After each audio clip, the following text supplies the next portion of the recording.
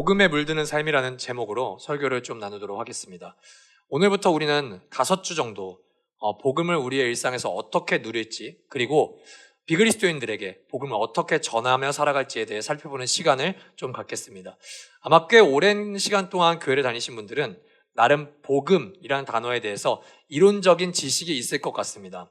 우리를 위해서 그리스도께서 하신 일을 대부분 우리는 알고 있습니다. 그런데 이거는 다 알고 있는데 이 질문에 대해서 상당히 많은 분들이 당황을 합니다.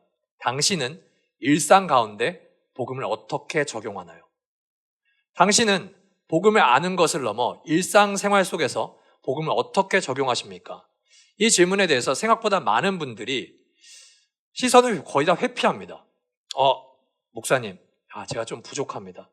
나름 최선을 다해서 노력하며 살기는 사는데 잘 안 됩니다. 라는 등으로 질문에 대해서 답을 합니다. 좀 어색한 분위기가 형성이 됩니다. 왜 그런 걸까요? 많은 그리스도인들이 복음을 단순히 우리가 죽었을 때 우리 영혼을 구원하는 능력으로만 인식하기 때문입니다. 그러니까 우리가 복음을 알긴 아는데 이 복음은 사후용인 겁니다. 내가 죽었을 때 나를 지옥에 보내는 것이 아니라 천국으로 입장시켜주는 용도, 구원하는 용도로만 복음을 생각합니다. 그러나 복음은요, 우리의 사후용이 아닙니다. 우리가 살아가는 삶의 모든 환경 속에서도 복음은 우리의 삶에 적용이 되어야 됩니다. 그래서 우리 일상을 변화시키는 능력으로는 인지하지 못하고 있다면 사실 여러분들의 복음은 반쪽짜리 복음입니다.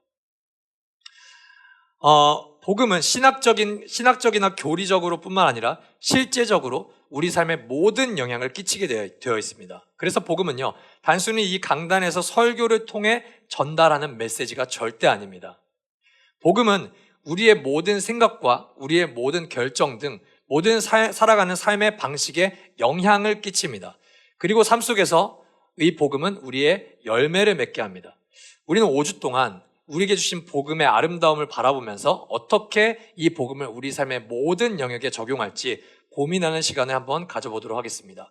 오늘 설교는 세 부분으로 진행을 할 건데요. 먼저는 복음이 아닌 것이 무엇인지에 대해서 이야기를 나눌 겁니다. 복음이 아닌 것이 무엇인지. 여러분들이 혹은 제가 복음으로 믿고 있는데 복음이 아닌 것, 이걸 먼저 나눌 거고요. 두 번째는 복음으로 해석하는 삶은 어떤 삶인지를 살펴보겠습니다. 복음으로 해석하는 삶은 어떤 삶인지. 그리고 마지막으로 어떻게 하면 우리가 복음을 유창하게 살아낼 수 있을까에 대한 질문에 대해서 우리 말씀을 통해서 나눠보도록 하겠습니다. 먼저 복음이 아닌 것을 살펴보시죠. 에베소서 4장 22절을 다 같이 한번 읽어보도록 하겠습니다. 시작! 지난날의 생활 방식대로 허망한 욕정을 따라 살다가 없어가 없어질 그 옛사람을 벗어버리고, 지난날의 생활 방식, 허망한 욕정을 따라 산다고 말하는 그 삶은, 여기서 말하는 옛사람의 삶은 뭔지를 한번 고민해 봤으면 좋겠습니다. 예수 믿기 전과 후, 아무리 모태신앙으로 내가 태어났어도 내가 인격적으로 예수 그리스도를 만난 후와 전의 삶을 여러분들이 살펴봤을 때, 저는 한번 제가 진짜 교회를 다니고 그리고 그리스도를 인격적으로 만난 이후의 삶과 이전의 삶을 한번 설교를 준비하면서 한번 곱씹어 봤습니다. 저는 예수 믿은 후에도 술도 안 마셨지만 예수 믿기 전에도 술 안 마셨습니다. 예수 믿은 후에도 담배를 안 폈지만 예수 믿은 전에도 담배를 일평생 한 번도 입에 대본 적도 없습니다. 그리고 저는 도둑질한 적도 없고요. 저는 뭔가 나쁜 짓을 그렇게 하면서 살지 않았습니다. 그러니까 비도덕적이거나 비윤리적인 삶을 우리는 살지 않습니다. 예수를 믿지 않는다고 하더라도요. 그리고 남들처럼 똑같이 출근하고 남들처럼 똑같이 일하고 남들처럼 비슷하게 연애하면서 주말에 최선을 다해 쉬고 일상을 살아갑니다. 여기에 비그리스도인과 그리스도인의 차이점은 거의 없습니다. 여러분 출근한 사람들이 비그리스도인이라고 해서 일을 대충 하나요? 아니요, 열심히 합니다. 모든 삶에 있어서 때로는 도덕적으로도 우리보다 완벽할 때가 많습니다. 그런데 우리의 겉모습이 문제가 아니라 그리스도인이냐 비그리스도인이냐, 즉 복음을 영접했냐 영접하지 않았냐의 차이는 삶의 목적과 동기가 완벽하게 달라집니다. 그리고 자기가 어떤 존재인지에 대한 정체성 또한 완벽하게 달라집니다. 예수를 믿지 않더라도 사람들은 저마다 자기가 믿고 있는 굿뉴스, 복음이 있습니다. 자신만의 복음이 있습니다.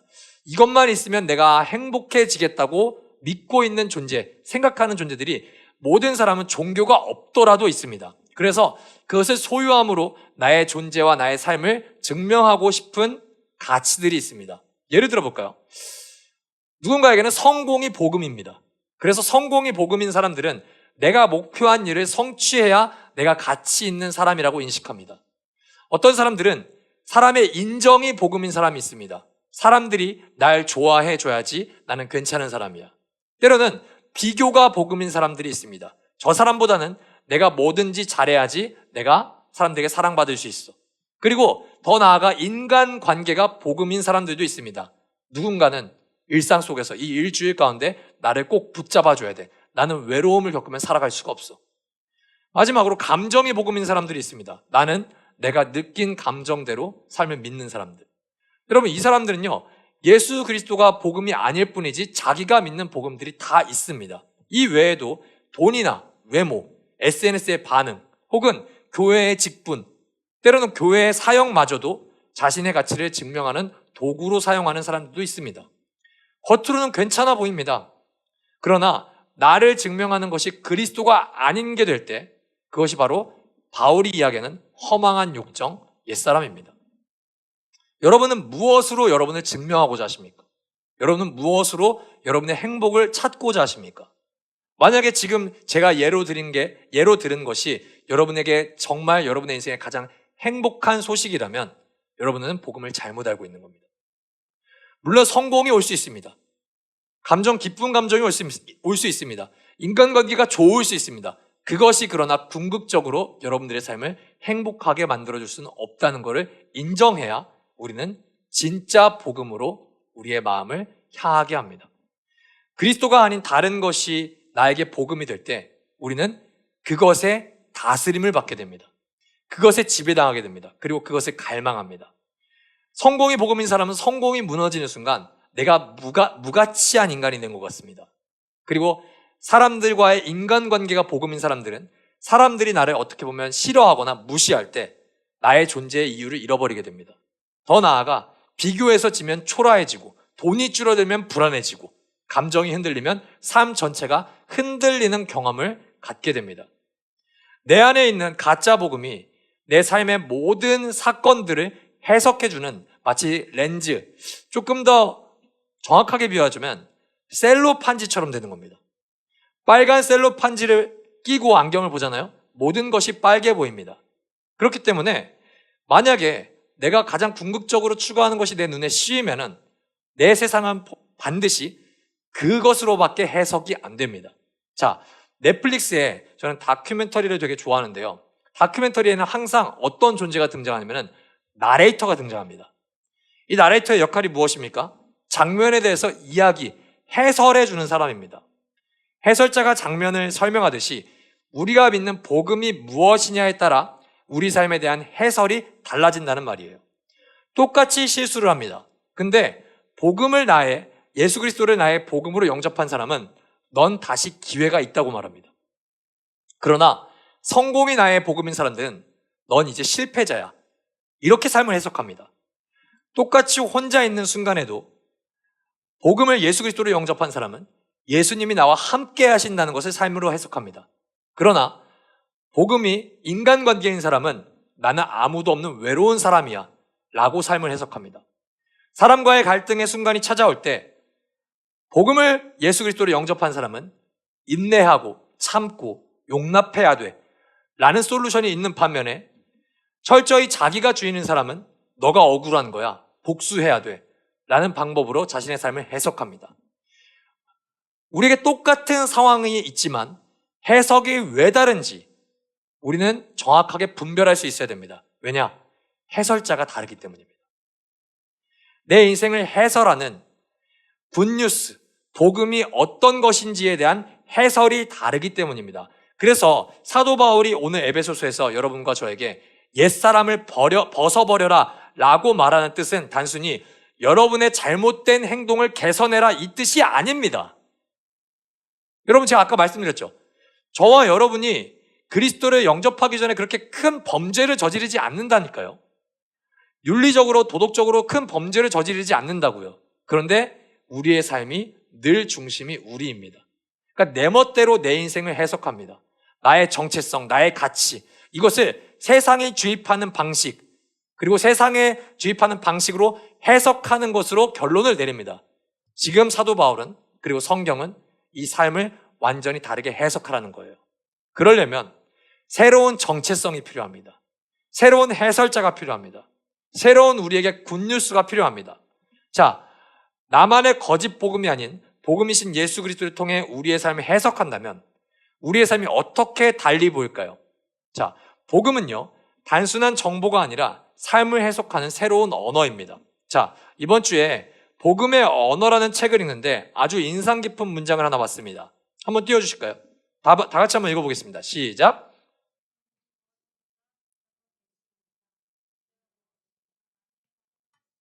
네. 질문이 뭐냐? 답은 예수다. 문제가 뭐냐? 해답은 예수다. 여러분, 이 문장이 처음에는 어떻게 들리십니까? 저는 사실 이 책을 처음에 봤을 때 너무 고지식한데? 너무 현실을 모르는 말 같은데? 라고 느꼈습니다. 지금 만약에 뭔가 연애에 대한 상담을 성도님들이 요청했을 때, 혹은 질병에 대한 거, 혹은 인간관계, 혹은 재정에 대한 문제를 여러분들이 저에게 요청했을 때 예수가 답이에요 라고 제가 여러분께 솔루션을 제시한다면 여러분들은 아마 실망하지 않을까요? 어쩌면 목사로서 우리 목사님은 나의 삶에 관심이 없어.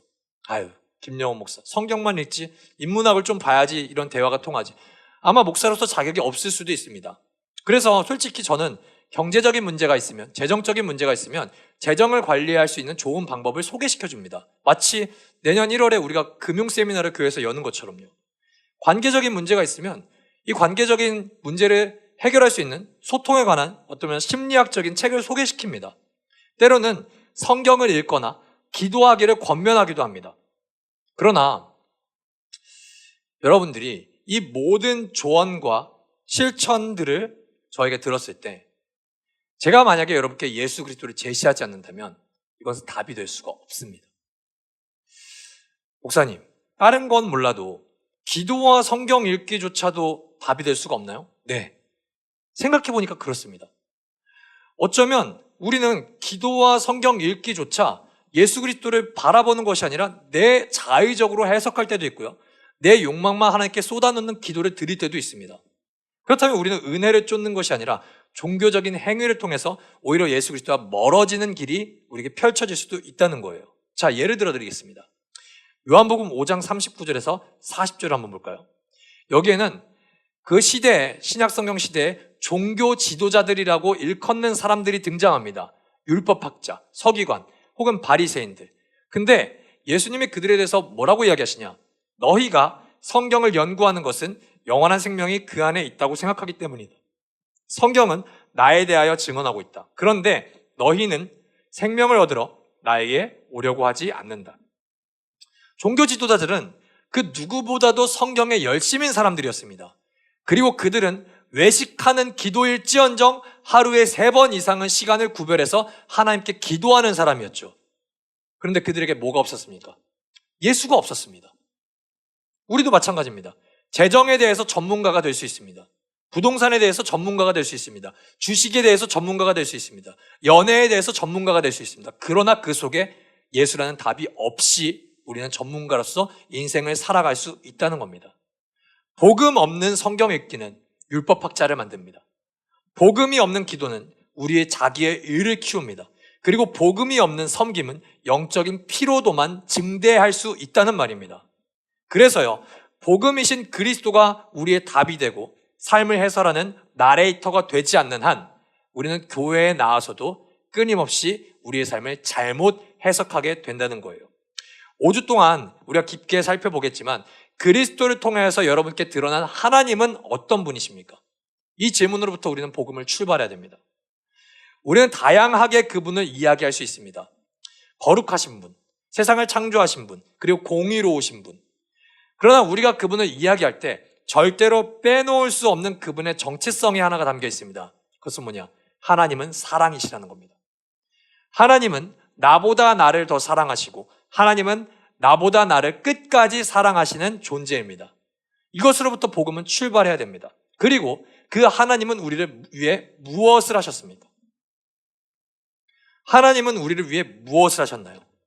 세상을 창조하셨죠. 그러나 우리는 타락합니다. 그리고 하나님은 우리에게 복음을 제시하십니다. 복음은 하나님이 예수 그리스도 안에서 무엇을 하셨는지를 설명합니다. 그래서요, 사람들이 가장 오해하는 게 있습니다. 복음은 신약부터인가요? 아니요, 그렇지 않습니다. 구약 성경에 신약의 모든 내용은 마치 그림자처럼 숨겨져 있습니다. 퍼즐처럼 감춰져 있어요. 그래서 신약 성경을 보고 구약 성경을 보면은 이게 무슨 뜻인지 분명하게 나타납니다. 예를 들어 우리가 출애굽기에 어린 양의 피를 문설주에 바를 때 그것이 그 어린 양의 피가 무엇을 의미하는지는 이제 신약으로 가서 분명하게 나타납니다. 십자가에서 흘린 예수 그리스도의 고귀한 보혈이 이것을 상징하죠. 또한 구약 성경을 볼 때 이해가 안 되는 것을 신약 성경을 보면은 이해가 되는 것이 다 나타납니다. 감추어진 것들이 이 신약 성경 안에서 모든 것이 드러난다고요. 그래서 복음은 예수 그리스도의 이야기입니다. 창세기부터 요한계시록 끝날 때까지 성경은 예수 그리스도께서 이전에 성육신하시기 전에 예수 그리스도의 이야기, 그리고 탄생하셔서 십자가에 죽으시고 부활하시고 승천하시고 그리고 우리에게 아직 이루어지지 않았지만 다시 오실 그리스도의 이야기로 성경은 가득 채워져 있습니다. 예수 그리스도의 십자가와 부활은 우리의 모든 죄와 실패를 가져가시고 우리를 새롭게 만드셨다는 하나님의 선언입니다. 십자가는 우리의 실패를, 그리고 부활은 우리의 미래를 새롭게 해석해 줍니다. 성실하게 일을 했음에도 불구하고 회사에서 인정받지 못할 때가 있습니다. 그러나 복음은 우리가 직장의 성과로 가치가 정해지는 사람이 아니라는 것을 발견하게 합니다.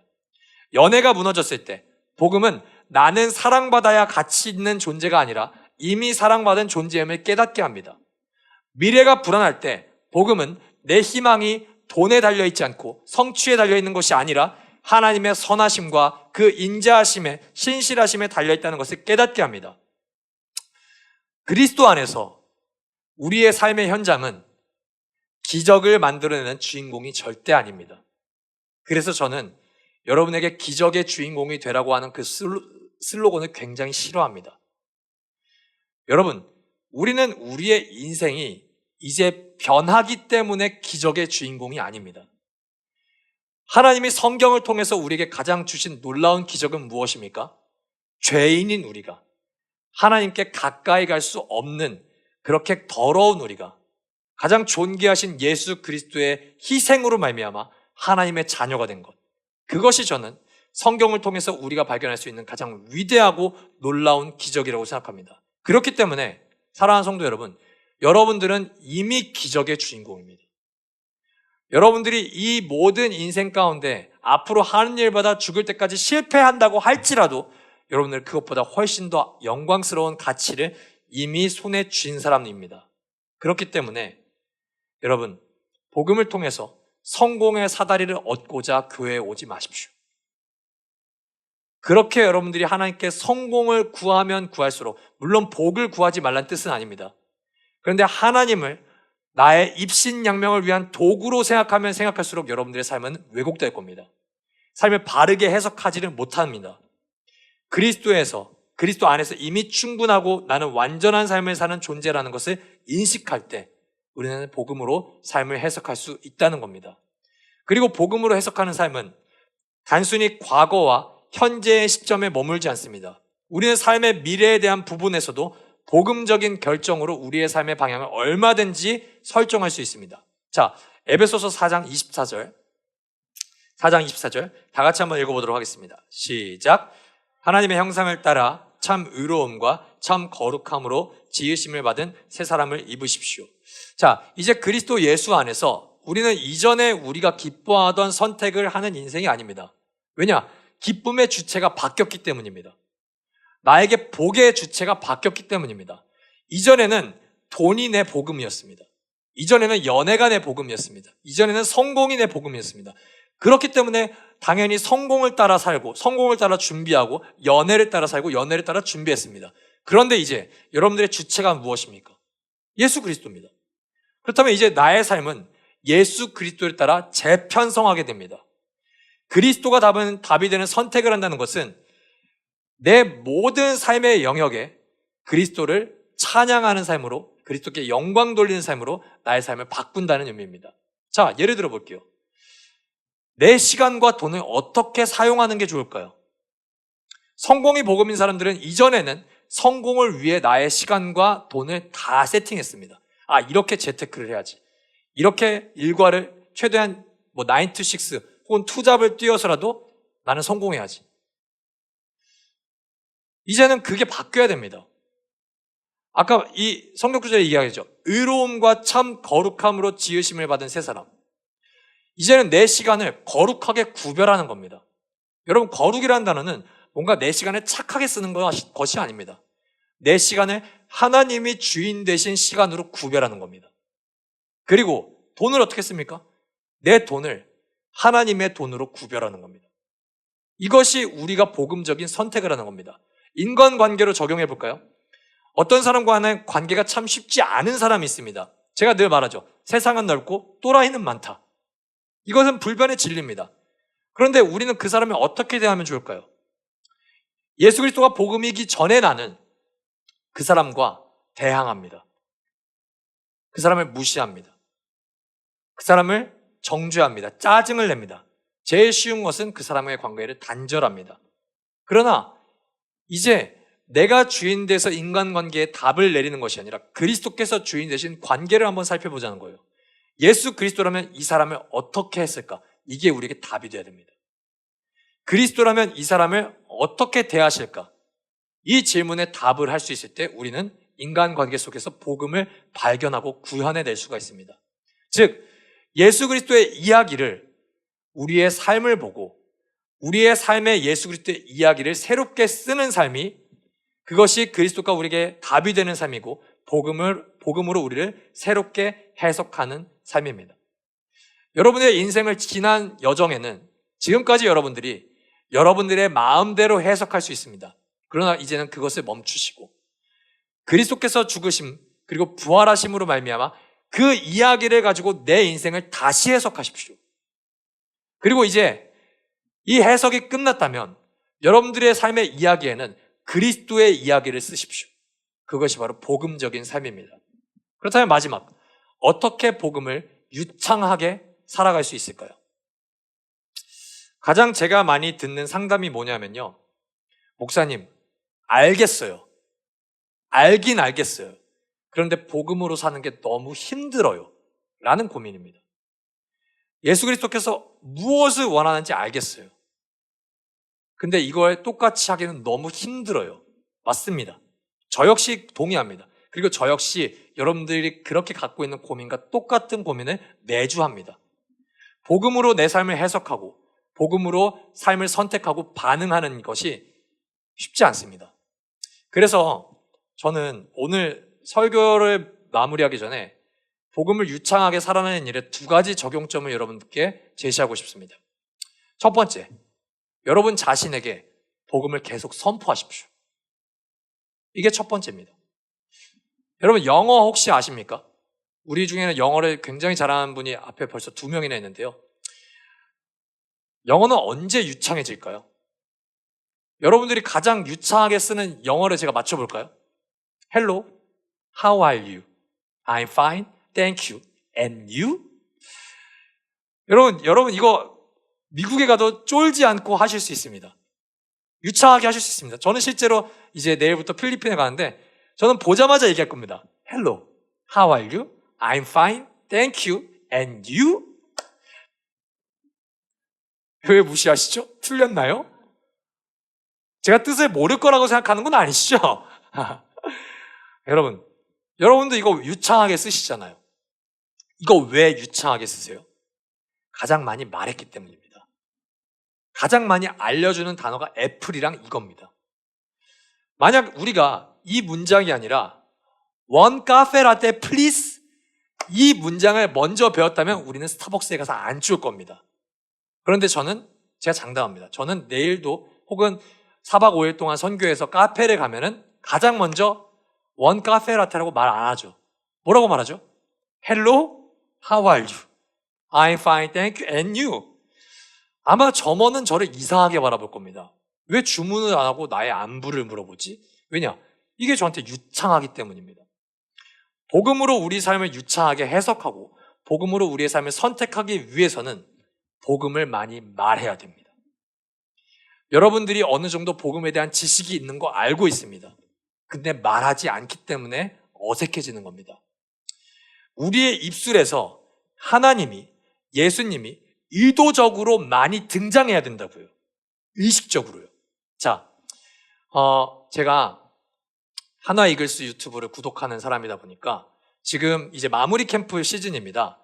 그래서 야구 선수들이 수비하는 영상을, 그 사람이 수비하는 게 저한테 인생에 도움이 딱히 안 되거든요. 왜 보고 있는지는 모르겠지만 저에게는 어떻게 보면 뭐 종교 같은 거기 때문에 이제 한화 이글스 사람들이 수비하는 영상을 보고 있었습니다. 근데 코치님이 굉장히 재밌는 말을 하더라고요. 한 선수에게, 야, 무의식적으로 경기에서 손을 뻗는 경지에 이르기 위해서는 지금 의식적으로 계속 같은 상황을 반복해서 연습해둬야 돼. 너의 반사신경 알아. 근데 이 반사신경이 무의식적으로 공이 날랐을 때 뻗기 위해서는 지금 계속해서 의식적으로 공이 너에게 날라오게 해서 너는 거기에 손을 뻗는 연습을 해야 돼. 여러분, 우리가 복음에 익숙한 삶, 유창한 삶을 살기 위해서는 우리에게 머리로는 알겠으나 아직 몸으로 체화되지 않는, 그리고 입술로도 체화되지 않는 복음, 이것을 어눌하지 않게 계속해서 선포해야 됩니다. 따라하십시오. Hello. How are you? I'm fine. Thank you and you. 여러분, 이거를 계속해서 선포하면 우리는 누굴 만나도 쫄지 않게 됩니다. 언제까지요? 카페에서 카페라테를 주문할 때까지요. 힘들 때, 비교될 때, 분노가 올라올 때, 자존감이 무너질 때, 불안할 때마다 우리는 계속해서 복음의 가치를 나 자신에게 먼저 선언할 수 있어야 됩니다. 김영훈, 너는 사랑받는 자녀야. 하나님은 지금도 내 삶을 붙잡고 계셔. 나의 죄보다 예수 그리스도의 은혜는 한 번도 작았던 적이 없어. 그리고 하나님의 계획은 나의 계획보다 언제나 선하시기 때문에 나의 인생에는 절대 실패가 없어. 여러분, 이것을 여러분들의 귀에 들리게 계속해서 기도로써, 그리고 모든 상황 속에서 나 자신에게 선언해야 됩니다. 우리는 계속 복음을 하나님이 법정에서 나에게 선언하는 칭이라고 생각합니다. 법정적 선언 맞아요. 근데 그것은 내가 죽었을 때 하나님의 심판대에서만 이루어지는 선언이 아닙니다. 이미 이루어진 선언이기 때문에 계속 나의 삶 가운데 선언해 줄 수 있어야 됩니다. 뭐라고요? 너는 하나님의 사랑하는 자녀라고요. 이것을 계속 우리가 무슨 말씀을 암송하는 주문처럼 우리가 읊조릴 수 있어야 됩니다. 성경에서요, 말씀을 묵상하다라고 할 때 쓰는 히브리어 단어가 있는데 바로 하가라는 단어입니다. 우리가 묵상하다라고 하면은 뭐부터 생각하냐면은 굉장히 고차원적으로 생각한다, 이해한다 라고 생각하는데 그렇지 않습니다. 이것은 읊조리다라는 단어입니다. 중얼거리다, 반복하다라는 의미를 갖고 있는 게 바로 하가입니다. 즉 우리가 의도적으로 말씀을 읊조릴 때, 복음을 계속 반복해서 내가 선언할 때 복음은 우리의 마음속에 새겨집니다. 흔들리지 않은 중심으로 우리를 붙잡습니다. 그리고 이게 반복될 때 우리는 우리 안에 새겨진 복음으로 삶을 해석하는 게, 결정하는 게 익숙해진다는 뜻입니다. 제가 지난 주일 예배 마치고 성도님들 몇 분과 이제 호중 성도님이 갑자기 민생지원금을 이제 남는 게 있어서 피자를 쏘겠다 그래서 밥을 먹으러 왔어요. 그리고 이제 밥을 다 먹고 다 같이 카페를 갔습니다. 근데 참 웃긴 일이 있었습니다. 아마 이게 웃긴 일이라고 다들 생각을 못했을 텐데 우리가 지금 공간 이전을 놓고 기도하고 있잖아요. 그래서 제가 평생 안 하던 짓을 하나 하고 있습니다. 요즘에 뭐냐, 네이버, 당근 혹은 뭐 다방 이런 거에서 부동산을 제가 보는 거예요.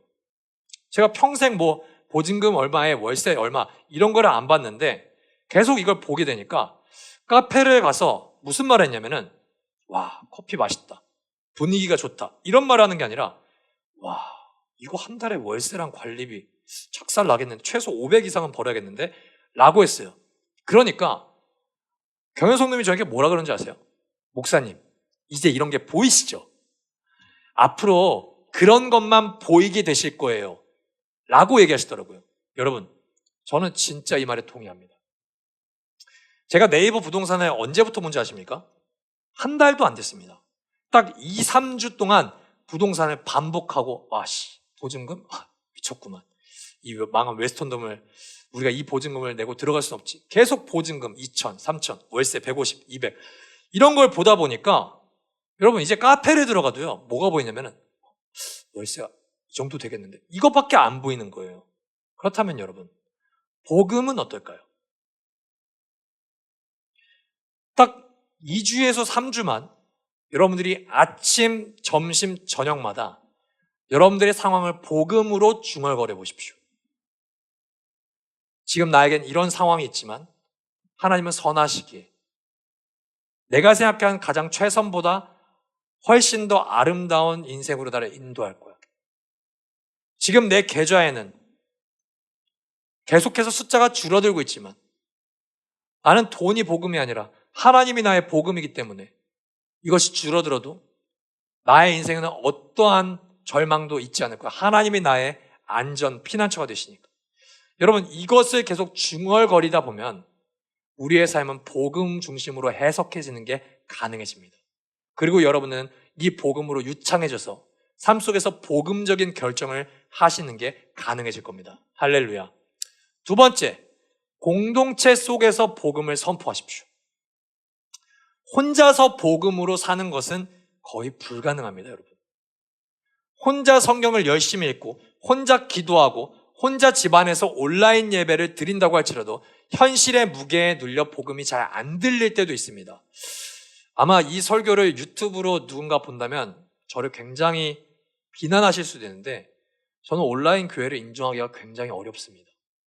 그러니까 온라인 교회를 통해서 오프라인으로 만남을 하는 것까지는 모르겠는데 철저히 유명한 설교자의 설교를 듣고 홀로 신앙생활하는 것을 저는 교회라고 인정하기는 참 어렵습니다.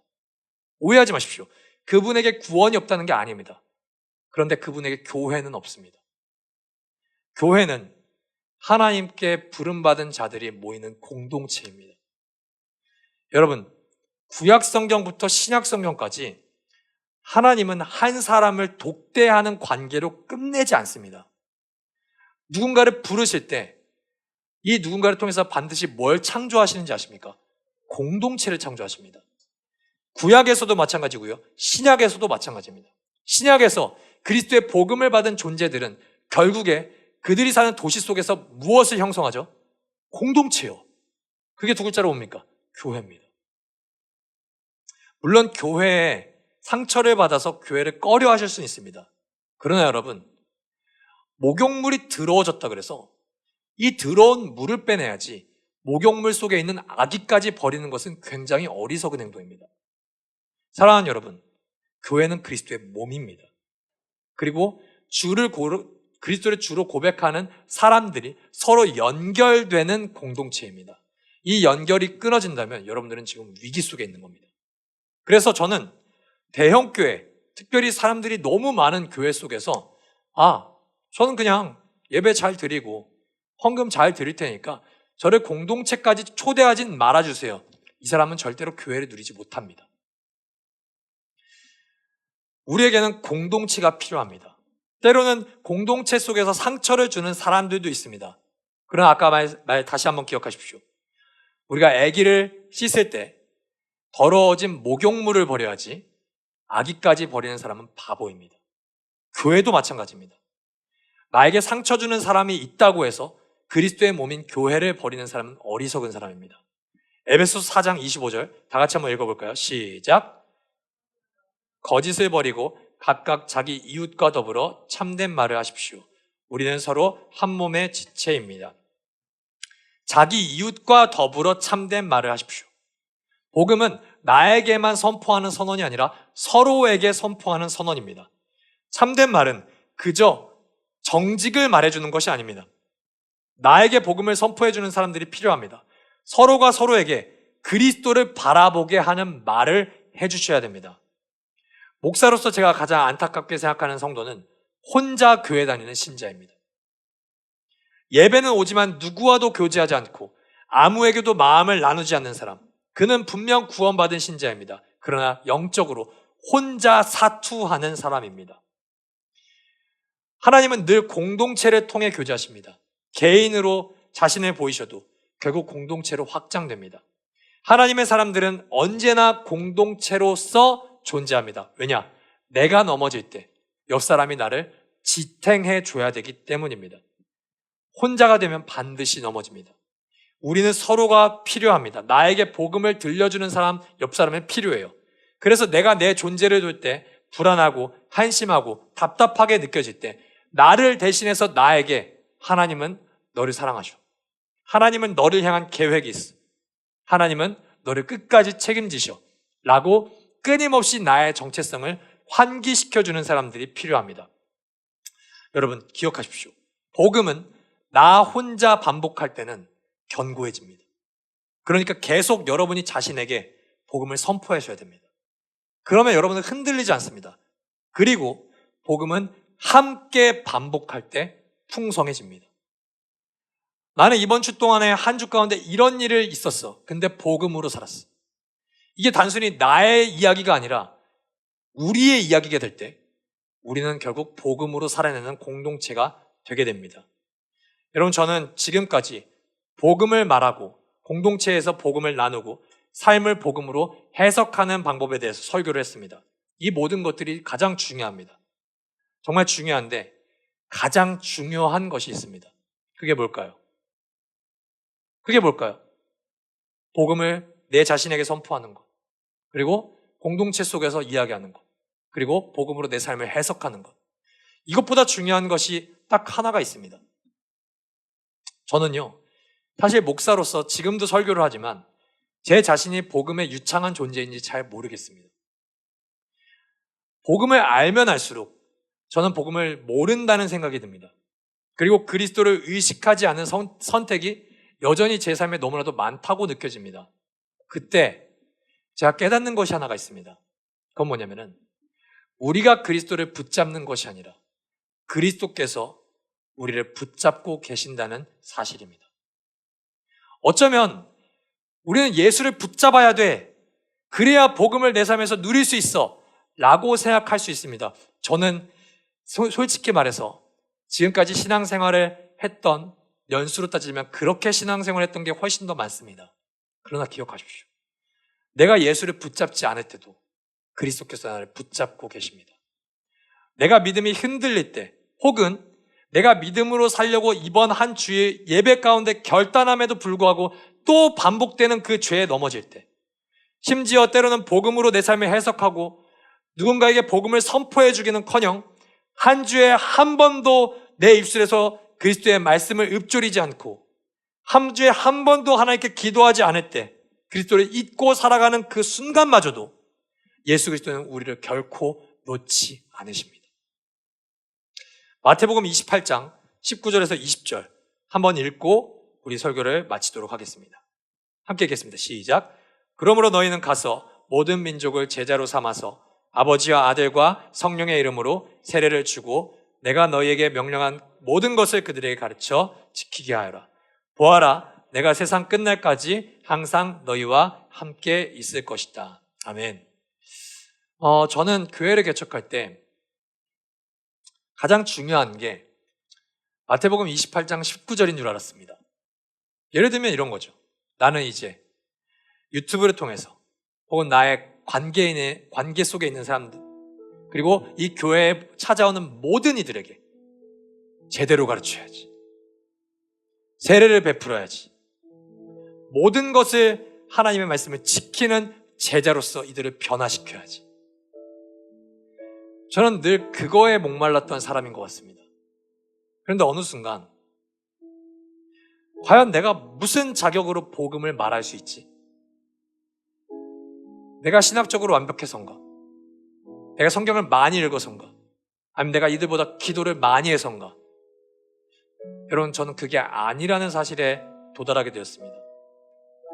여러분들이 만약에 복음을 읊조리거나 믿지 않는 누군가에게 복음을 전할 수 있는 이유가 그리스도께서 명령한 모든 것을 여러분께서 지키셨기 때문인가요? 아니요. 그렇게 따지면 우리는 복음을 전할 수 없습니다.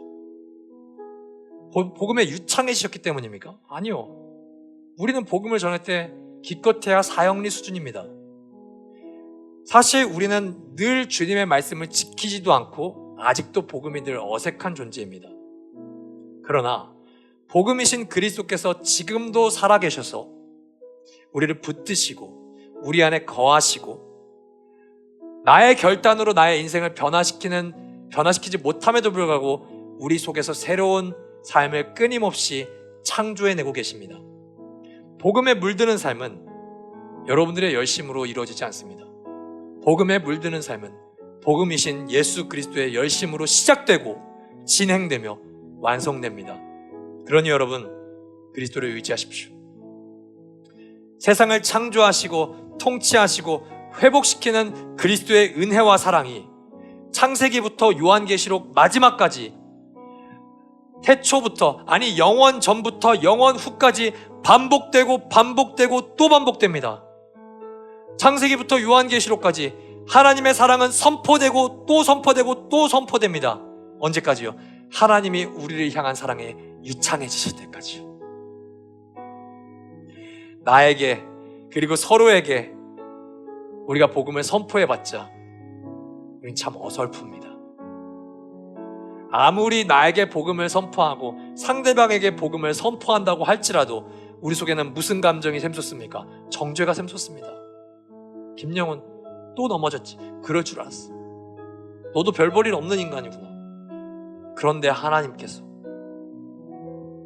성부와 성자와 성령께서 오늘도 여전히 우리에게 하나도 어색함 없이, 어설픔 없이, 빈틈없이 유창하게 당신의 사랑을 선포합니다. 결국 우리가 그리스도를 바라보는 것에 대한 부족한 우리의 열심을 뛰어넘어 우리를 바라보시는 그리스도의 끝없는 은혜가 우리를 조금씩 한 걸음씩 복음의 존재로 변화시킵니다. 사랑하는 라이트하우스 일상 가족 여러분, 익숙하지 않으실 수 있습니다. 그러나 그리스도를 향한 발걸음이 아직도 어설프더라도 오늘도 그리스도 앞으로 오십시오. 그리스도는 멀리 계시지 않습니다. 이미 여러분들이 한 걸음만 내디디면 닿을 수 있는 그 거리에 그리스도는 여전히 서 계십니다. 그분을 직면할 때 그리스도께서 여러분들의 삶을 새롭게 해석시켜 주실 겁니다. 너는 절대 실패한 사람이 아니야. 너는 절대 망한 사람이 아니야. 너는 불안에 떨 필요가 없는 존재야. 내가 너의 삶을 책임지고 있기 때문이지. 그리고 그분의 사랑이 우리가 결국 우리의 입술에서 그리스도를 말하고 우리의 삶이 그리스도를 닮아가는 삶으로 변화시킬 겁니다.